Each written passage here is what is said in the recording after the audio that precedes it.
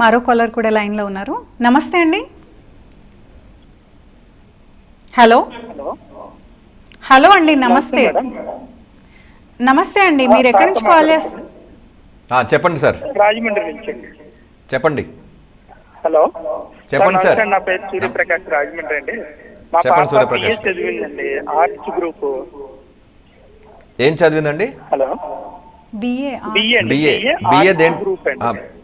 బిఏలో ఏ సబ్జెక్ట్స్ తీసుకుందండి? ఆర్ట్స్ అండి, ఆర్ట్స్. సరే చెప్పండి.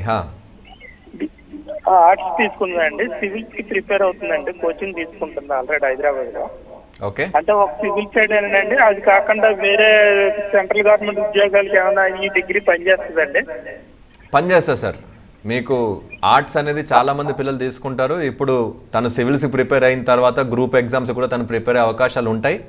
దీని తర్వాత తనకి సివిల్స్ కనుక క్రాక్ అయ్యి తను IAS IPS అటువైపు వెళ్తే మీ అదృష్టం బాగుంటుంది.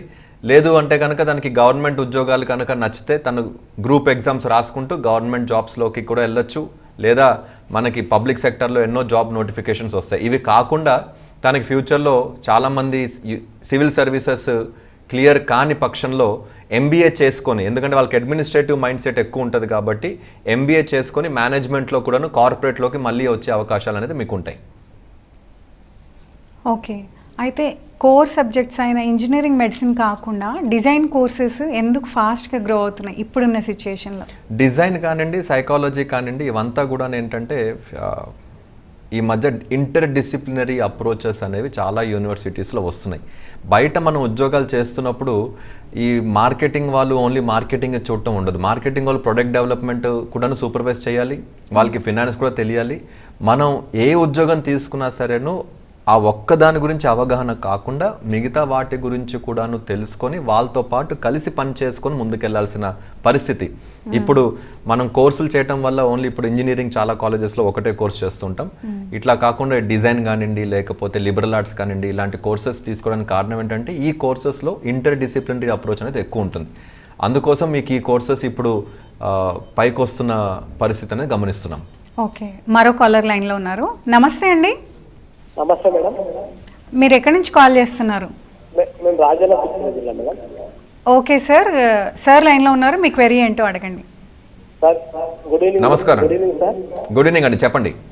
సార్ మా బాబుకి 10th చదువుతున్నాడు సార్. మా బాబుకి 10th చదువుతున్నాడు మేడం. ఓకే సార్, అయితే బాబుకి ITI తోటి మంచి కెరీర్ ఉంటుందా, లేకపోతే ఇంటర్మీడియట్ MPC తోటి కెరీర్ ఉంటుందా అనేది మాకు కొద్దిగా చెప్పండి సార్. ఇందాకే దీని గురించి మాట్లాడామండి. మీరు తర్వాత ఇంజనీరింగ్ వైపు వెళ్ళాలనుకుంటే మాత్రము నేను ఇంటర్మీడియట్ అనేది ఇప్పుడు సజెస్ట్ చేస్తాను.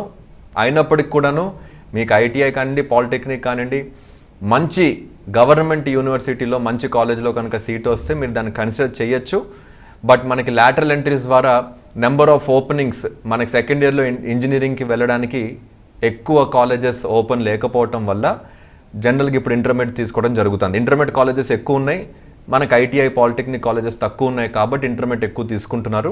ఇంటర్మీడియట్ తీసుకుంటే మనకి ఆప్షన్స్ ఎక్కువ ఉంటాయి కాబట్టి, కాలేజ్ సెలెక్ట్ చేసే ఆప్షన్స్ ఎక్కువ ఉంటాయి కాబట్టి ఫస్ట్ నేను ఇచ్చే రికమెండేషన్ ఈజ్ ఇంటర్మీడియట్. మీరు ITIలో మంచి కాలేజ్ వస్తే దాంట్లో కూడా వెళ్ళొచ్చు.